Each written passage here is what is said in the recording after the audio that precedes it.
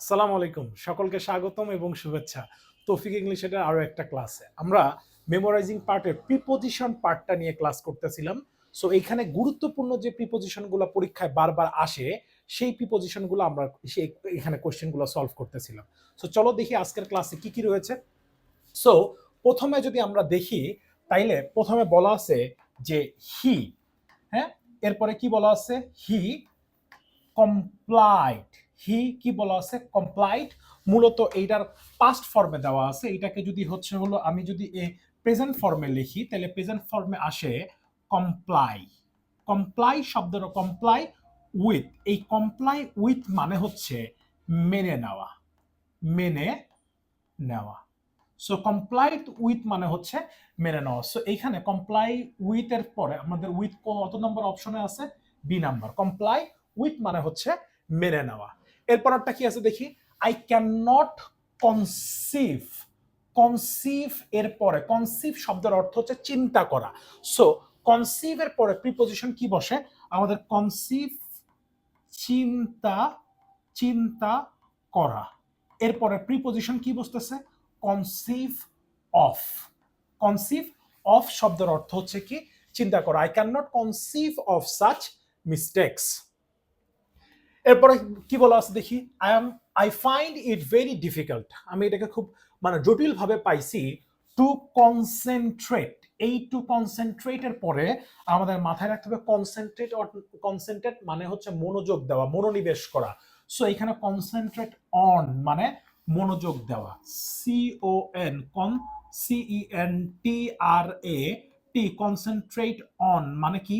মানে হচ্ছে মনোযোগ, মনোযোগ দেওয়া, মনোযোগ দেওয়া। এবং এগুলা কিন্তু আমরা সব গুরুত্বপূর্ণ প্রিপজিশনগুলো নিয়ে কিন্তু আমরা আলোচনা করতেছি, কেমন? যেগুলা বিভিন্ন বিশ্ববিদ্যালয়ে আসছে এবং জব পরীক্ষায় আসছে। ক্লিয়ার? সো এরপরটা কি বলা আছে দেখি? I always confide.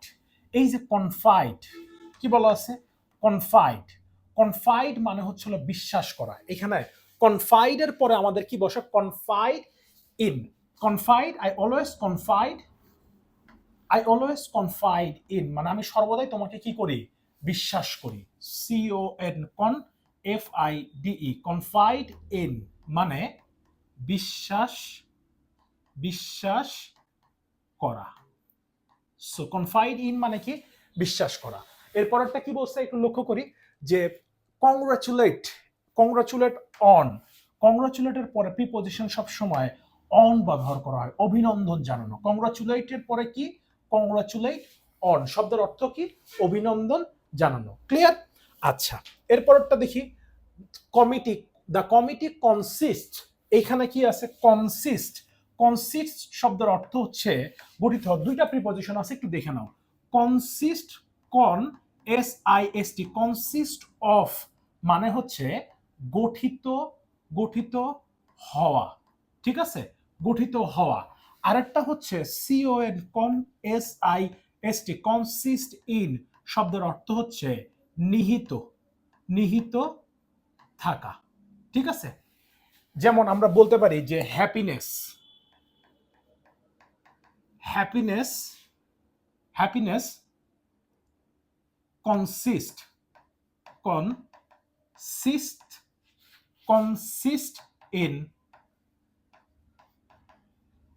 কন্টেনমেন্ট। হ্যাঁ, এখন এই যে কনসিস্ট ইন আর একটা হচ্ছে কনসিস্ট অফ, তো পাঁচটা মেম্বার দিয়ে কি করা হয়েছে? গঠিত হয়েছে। আর একটা হচ্ছে নিহিত থাকা, কোনো কিছুর ভেতরে থাকা। এরপরটা যদি আমরা দেখি কি বলছে? Contribute. She contributed. So contribute, এই কন্ট্রিবিউটেড আমরা জানি যে কন্ট্রিবিউটের পরে কি ব্যবহার করা হয়? কন্ট্রিবিউট টু, অবদান রাখা। কন্ট্রিবিউট টু শব্দের অর্থ কি? অবদান রাখা। এরপরে বলা আছে আই ক্যান নট কোপ। এই কোপ মানে হচ্ছে তাল মিলিয়ে চলা, হ্যাঁ, বা পেরে ওঠা। কোপ উইথ, আমাদের এখানে মাথায় রাখতে হবে কোপের পরে প্রিপজিশন কি বসে? কোপ উইথ। ঠিক আছে? আচ্ছা, এরপরটা কি বলছে দেখি? মনির, মনির ডাজ নট ক্রেভ, আকাঙ্ক্ষা। ক্রেভ এরপরে কি? Crave for money. Crave for কি? মানি। ক্রেভ ফর মানে হচ্ছে আকুল ভাবে কামনা করা। কি করা? আকুল ভাবে কামনা করা, ক্রেভ ফর, আমি লিখে দিই যে CRAVE, ক্রেভ ফর শব্দের অর্থ হচ্ছে আকুল, আকুল ভাবে কামনা করা, কামনা করা, আকুল ভাবে কামনা করার ক্ষেত্রে আমরা কি ব্যবহার করি? Crave for. ক্লিয়ার? আচ্ছা, এরপরটা একটু দেখি কি বলা আছে, যে ডোন্ট ক্রাই, এই যে ক্রাই, এই ক্রাই ডাউন, কি বললাম? CRY, Cry, DOWN, Cry down শব্দের অর্থ হচ্ছে নিন্দা করা বা ছোট করে দেখা। ক্রাই ডাউন, এরপরে ক্রাই ডাউনের পর আরো একটা প্রিপোজিশন ক্রাই ডাউন অন, ঠিক আছে, এটাও ব্যবহার হইতে পারে। সো ক্রাই, এরপর আমাদেরকে কি ব্যবহার করতে হচ্ছে? ক্রাই ডাউন, ঠিক আছে। ক্রাই ডাউন শব্দের অর্থ ছোট করে দেখা অথবা কি করা? নিন্দা করা। এরপরটা যদি একটু লক্ষ্য করি, কি বলছে দেখি? কিউর। সো কি বলছে? দেয়ার ইজ নো কিউর, অর্থাৎ কিউর এইডস, দেয়ার ইজ নো কিউর। কিউর মানে কি? আরোগ্য লাভ করা, CURE, কিউর অফ শব্দের অর্থ হচ্ছে আরোগ্য, আরোগ্য লাভ করা। দেয়ার ইজ নো কিউর, কি বলছে? অফ, অর্থাৎ HIV এইডস হলে এইখান থেকে কোনো মানে এইটা থেকে আরোগ্য লাভ হওয়ার উপায় নেই, ঠিক আছে। আচ্ছা, এরপরটা যদি লক্ষ্য করি, কি বলছে? ডিলস। হ্যাঁ, ডিলস একটু মাথায় রাখতে হবে, এখানে দুইটা প্রিপোজিশন আছে। যে ডিল ইন শব্দের অর্থ হচ্ছে ব্যবসা করা, ডিল ইন মানে ব্যবসা করা। আরেকটা হচ্ছে আমরা যখন বলি ডিল উইথ, এর মানে হচ্ছে ব্যবহার করা। কি করা? ব্যবহার করা। ডিল ইন মানে ব্যবসা করা, আর ডিল উইথ মানে হচ্ছে হলো ব্যবহার করা। সো এখানে সেন্টেন্সের মিনিংটা কি বলছে যদি একটু দেখি, he deals dash stationery goods, অর্থাৎ ব্যবসা করে। সো ডিল ইন, এই জায়গায় কি বসবে? ডিল ইন মানে হচ্ছে হলো ব্যবসা করা। ক্লিয়ার? ওকে, এরপরটা কি বলছে? যে he deals in rice but does not know how to, কি হাউ টু মানে কিভাবে, ডিল উইথ অর্থাৎ ব্যবহার করতে হয় দ্য কাস্টমার্স, অর্থাৎ কাস্টমারদের সাথে, ঠিক আছে, ভোক্তাদের সাথে সে কিভাবে ব্যবহার করতে হয় এটা সে জানে না। ক্লিয়ার? ওকে, এরপরটা কি বলছে দেখি? ডিপার্ট। সো ডিপার্টের পরে আমরা কি বুঝি, কি ব্যবহার করে? You are departing from, departing এর পরে কি বসে? ফ্রম, ডিপার্ট ফ্রম, অর্থাৎ ডিপার্ট ফ্রম মানে কি?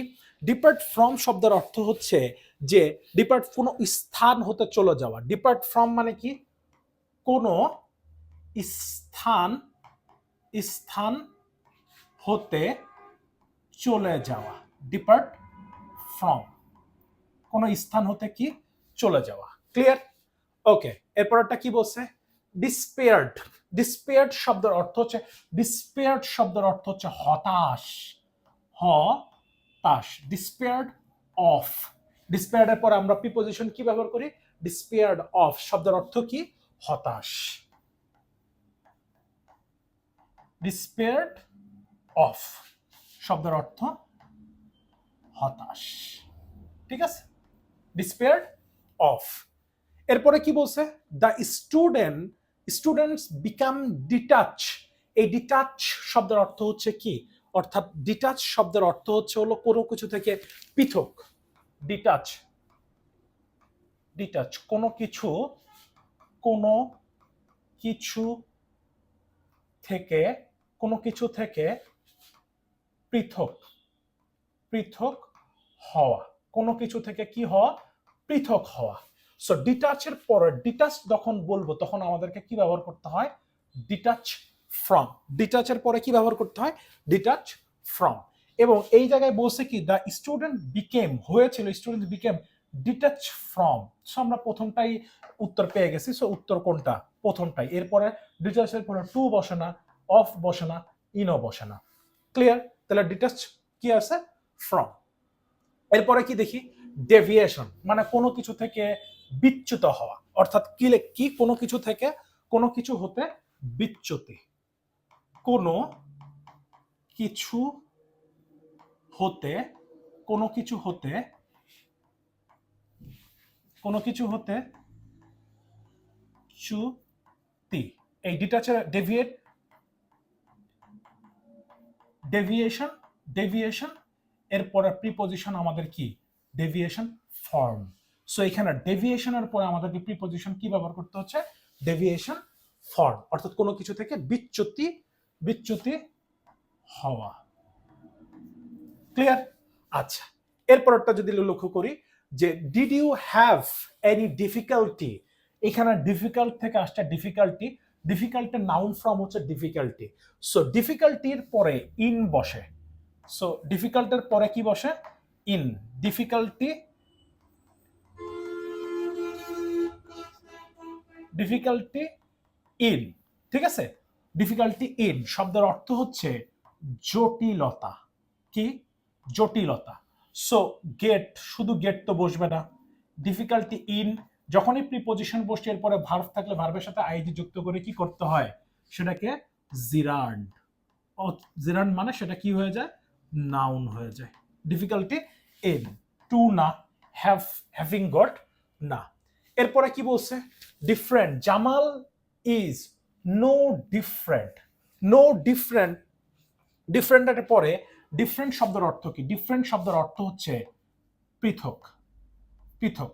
So Jamal has no different, different from, Jamal has no different from Kamal, ঠিক আছে? Jamal is no different from Kamal. Clear? আচ্ছা, এরপরটা কি বলছে, an honest man has no distrust, অর্থাৎ ডিস্ট্রাস্ট মানে কি, ডিস্ট্রাস্ট অবিশ্বাস, ডিস্ট্রাস্ট, ট্রাস্ট শব্দের অর্থ হচ্ছে বিশ্বাস করা, আর ডিস্ট্রাস্টের পরে কি, ডিস্ট্রাস্ট মানে অবিশ্বাস করা, ডিস্ট্রাস্ট এরপরে প্রিপজিশন কি বসে, ডিস্ট্রাস্ট, এরপরে প্রিপজিশন বসে অফ, ডিস্ট্রাস্ট অফ মানে কি, অবিশ্বাস করা, অবিশ্বাস, অবিশ্বাস করা, ডিস্ট্রাস্ট। ক্লিয়ার?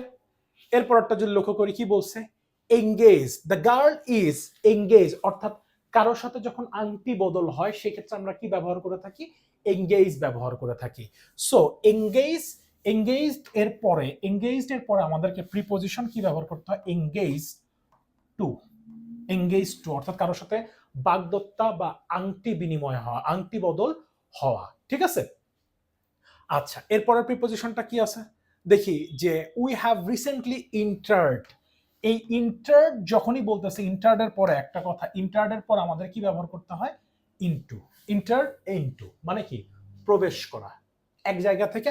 আমরা জানি যে ইনটু কখন ব্যবহার করা হয়, ইনটু যখন অবস্থানের পরিবর্তন ঘটে, অবস্থার, অবস্থার পরিবর্তন, পরিবর্তন ঘটে, অর্থাৎ সারফেসের নিচে যে সারফেসটা থাকে এই সারফেসের যখন পরিবর্তন ঘটে তখন সেই ক্ষেত্রে আমাদেরকে কি ব্যবহার করতে হয়, এই ইনটু প্রিপজিশনটা ব্যবহার করতে হয়। এটা কিন্তু ডাবল প্রিপজিশন, এখানে ইন আছে আবার প্লাস টু আছে, ইজিক্যাল টু কি, ইনটু, ঠিক আছে?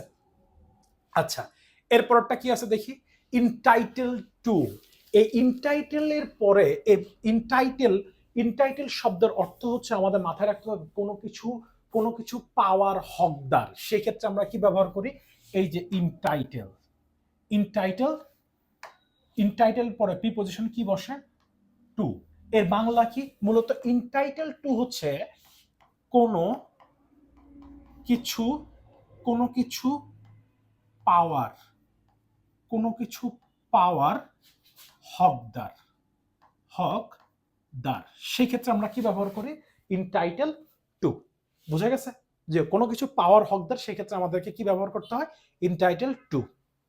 আচ্ছা, এরপরে কি বলছে, বলছে interest, so I have been interested, interested dash new responsibilities. So ইন্ট্রাস্টের ক্ষেত্রে দুইটা প্রিপজিশন আছে, দুইটা preposition, interest, in, interest to, interest to আমরা কখন ব্যবহার করি, মূলত কারো উপর যখন দায়িত্ব অর্পণ করা হয়, কারো ওপর দায়িত্ব কারোর উপর দায়িত্ব অর্পণ, তখন সেক্ষেত্রে আমাদের কি ব্যবহার করতে হয়? ইন্ট্রাস্ট টু। আরেকটা কি? ইন্ট্রাস্ট উইথ। ইন্ট্রাস্ট উইথ। ইন্ট্রাস্ট উইথ আমরা কখন ব্যবহার করি? ইন্ট্রাস্ট উইথ কোনো কিছুর দায়িত্ব অর্পণ করা, কোনো কিছুর দায়িত্ব, কোনো কিছুর দায়িত্ব অর্পণ করা। তাইলে একটা হচ্ছে টু যখন বসবে তখন ব্যক্তি অর্থাৎ সামবডি বা সামওয়ান, আর উইথ যখন বসবে তখন সামথিং। দুইটার পার্থক্য। তাহলে এখানে কি বলছে? He has been ইন্ট্রাস্টেড। সো যেহেতু ইন্ট্রাস্টেড, নিউ রেসপন্সিবিলিটিস। সো এখানে আমাদেরকে নিউ রেসপন্সিবিলিটি অর্থাৎ ইন্ট্রাস্টেড, আমার দায়িত্ব অর্পণ করা হচ্ছে কারো উপর না, তাইলে আমাদেরকে এখানে কি ব্যবহার করতে হবে? ইন্ট্রাস্টেড উইথ। যদি কারো উপর করা হইতো তখন আমরা কি ব্যবহার করতাম? ইন্ট্রাস্ট টু ব্যবহার করতাম। ক্লিয়ার? আচ্ছা, এরপরটা কি বলছে? হি ইজ ইকুয়াল মানে সমান। ইকুয়াল এর পরে অ্যাপ্রোফিক্স প্রিপোজিশন কি ব্যবহার করা হয়? Equal to. Equal to. Equal এর পরে প্রিপোজিশন কি বসে? টু। Equal to. বুঝে গেছে? আচ্ছা, এরপরটা দেখি কি আছে। বলা আছে this is an exception. This is an exception. এক্সেপশনের পর আমরা প্রিপোজিশন কি ব্যবহার করে থাকি? এক্সেপশন মানে ব্যতিক্রম। This is an exception to the rule. Exception to the rule. Exception to the rule. ঠিক আছে? আচ্ছা, এরপরে কি বলছে? The committee decided. আমরা জানি ডিসাইডের পরে প্রিপোজিশন কি বসে? Decide to make. Make an exception, একটা ব্যতিক্রম কার জন্য? For him. তাহলে এখানে কোন অপশনে আছে? টু, অ্যান, আর একটা কি? ফর। তাহলে এক্সেপশন ফর হিম, এটা তার জন্য কি? ব্যতিক্রম। ঠিক আছে? আচ্ছা, এরপরটা যদি একটু লেখো করি যে ফেস। ফেসের পরে আমাদের প্রিপোজিশন কি ব্যবহার করতে হয়? ফেসের পরে আমাদের face with. He face. Face শব্দের অর্থ হচ্ছে মুখোমুখি হওয়া। Face with. এই ফেস উইথ হচ্ছে মুখোমুখি হওয়া। ফেস মুখোমুখি হওয়া। সো এই যে উইথ, ফেস উইথ হচ্ছে হলো মুখোমুখি হওয়া। কিসের মুখোমুখি হয়েছিল? ডিফিকাল্টিস অর্থাৎ জটিলতার। ঠিক আছে? ফেস উইথ শব্দের অর্থ হচ্ছে মুখোমুখি হওয়া। এরপরটা একটু দেখি, লক্ষ্য করি। The old man fail. The old man fail dash. Fail into মানে পতিত হওয়া। ফেল ইন্টু শব্দের অর্থ কি? পতিত হওয়া। ফেল ইনটু শব্দের অর্থ কি? পতিত হওয়া। ক্লিয়ার? আচ্ছা, এরপরটা দেখি। I am fatigued. Fatigue. I am fatigued. এই ফ্যাটিক শব্দের অর্থ হচ্ছে ক্লান্ত। এই ক্ষেত্রে প্রিপোজিশন কি বসে? Fatigue with. কি?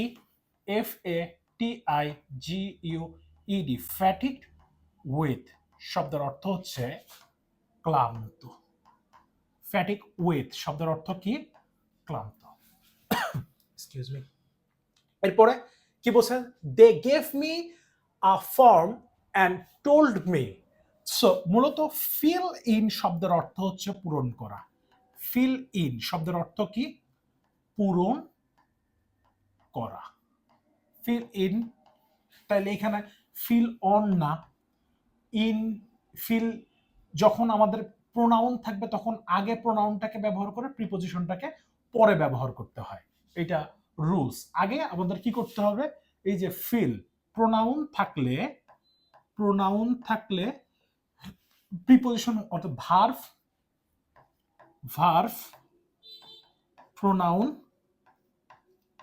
প্রোনাউন তারপরে কি? অর্থাৎ প্রিপোজিশন।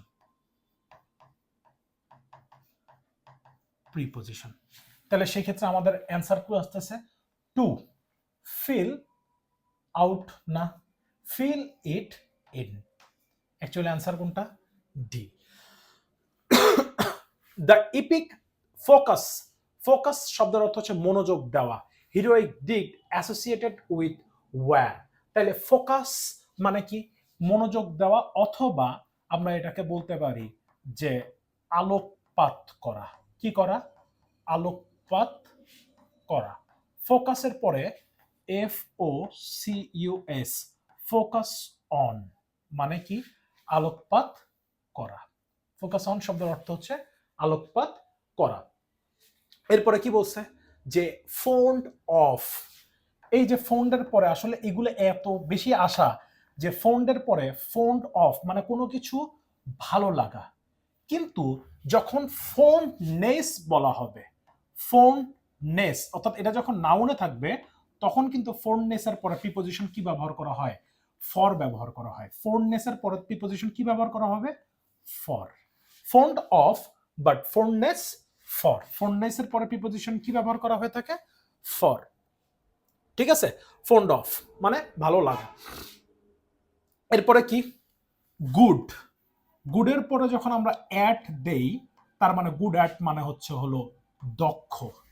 তাইলে ব্যাড অ্যাট মানে কি? অদক্ষ। অদক্ষ। সো এই যে গুড বলা আছে, গুড, এই অ্যাট, গুড অ্যাট মানে কি? দক্ষ, ফিক্সড প্রিপোজিশন। ঠিক আছে? এরপরটা কি বলা আছে? I am grateful. ঠিক আছে? গ্রেটফুলের পরে কৃতজ্ঞ, GRATE, গ্রেটফুল, এরপরে প্রিপোজিশন কি? I am grateful to you. কিসের জন্য? যখন জন্য অর্থ প্রকাশ করে তখন আমরা প্রিপোজিশন কি ব্যবহার করি? ফর।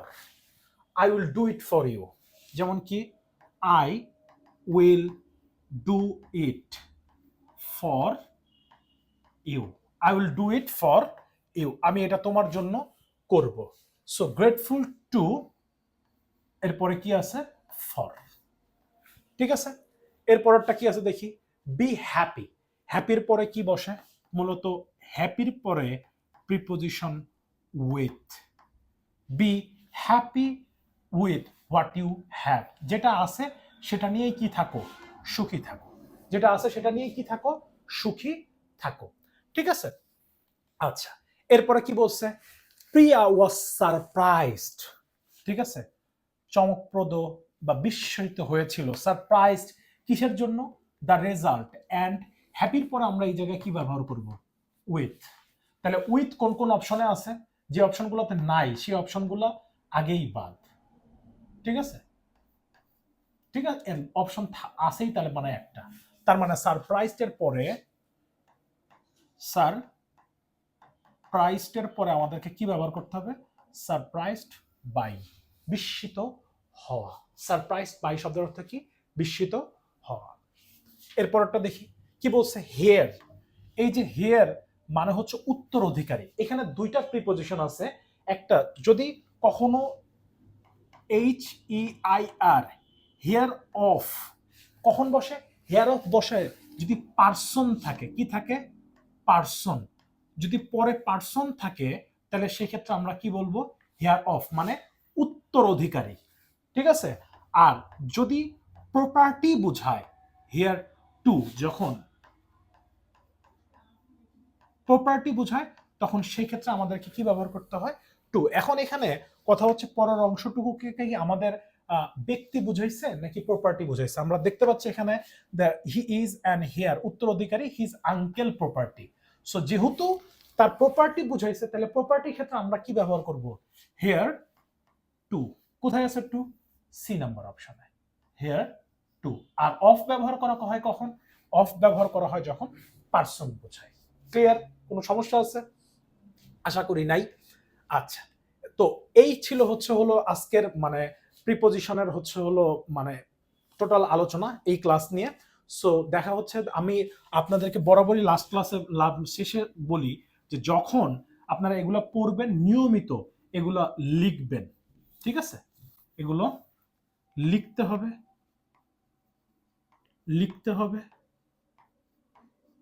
এবং সবচেয়ে বড় মজার ব্যাপার লিখতে হবে। এবং যখন নতুন পড়া অর্থাৎ নতুন করে পড়বেন, এগুলোর নিয়ম হচ্ছে আগে পুরাতন পড়া, পুরাতন, তারপর নতুন, তারপর নতুন। সো দেখা হচ্ছে পরবর্তী একটা ক্লাসে। ততক্ষণ ভালো থাকেন, সুস্থ থাকেন। আসসালামু আলাইকুম।